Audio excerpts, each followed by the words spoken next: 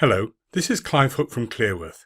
In our 5-minute Think Spot today, we're going to look at one of the most powerful techniques or models I know.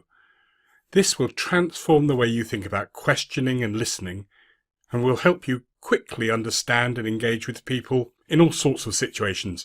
Interviews, networking events, social gatherings, work, home. Conversations will never be the same again. We call this 3-level questioning, or 3LQ for short. In fact, it's 3-level questioning and listening, because questioning is only half the picture. When I was first introduced to it by the authors, it was also known as the hilltop technique, and that picture has stayed with me. Our hilltop is the place where we stand and view the world. Our viewpoint, indeed our point of view. This technique is about understanding someone else's hilltop. Not necessarily accepting it, but understanding it. To accept it, you'd have to agree, and disagreeing gets in the way of even listening. So we're not going to try to do that. Just stay curious and understand. We're mapping levels of data as we listen, and noticing both where our question is coming from and their answer too. Let's look at the levels in turn. Level 1 is the lowest or most basic level. It's facts and data that people will tend to share quite comfortably. These things are already known by most people who know them, and they're easy to share. You're asking the classic who, what, where, when kind of questions. Interrogative pronouns for the English scholars amongst you. Imagine meeting someone at a networking meeting. You'd probably ask who they are, what they do, where they're from, etc. It's not too difficult for most people to work at this level. This is the kind of data you'd put on an application form. Name, address, job, etc. Without an interview, they'd only know these things about you.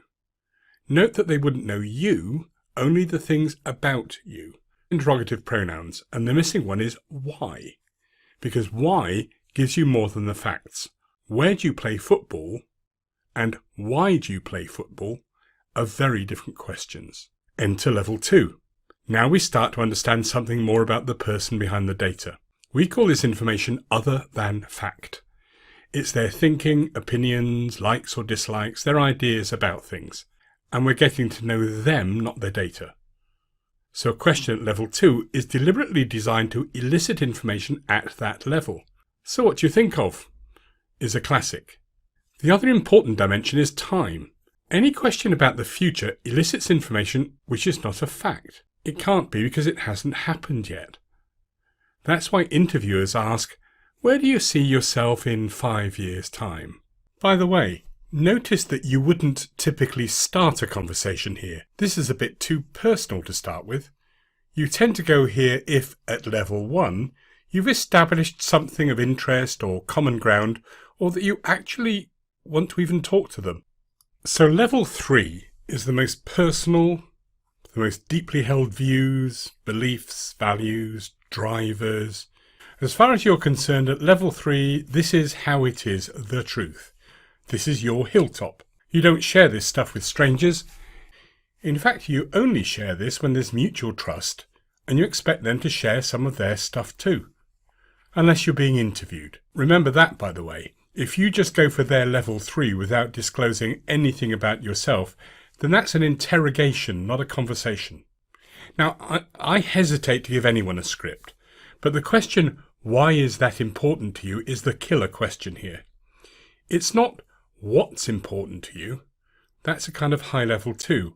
Why is that important to you challenges them to really think. They may never have been asked this before, and may never have asked themselves even. Hearing the response, wow, good question, or I've never really thought why, is a sign you've got there.